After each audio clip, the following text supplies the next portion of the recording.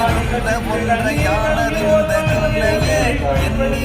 இருந்த ஒன்றையானறிந்து கொண்ட பின் என்னிலே இருந்த ஒன்றை யாவர் காண வல்லரோ என்னிலே இருந்து ஒன்றை யார் உணர்ந்து கொண்டேனே ஓம் நமச்சிவாய ஓம் நமச்சிவாய ஓம் நமச்சிவாய ஓம் நமச்சிவாய ஓம் நமச்சிவாய ஓம் நமச்சிவாய ஓம் நமச்சிவாய ஓம் நமச்சிவாய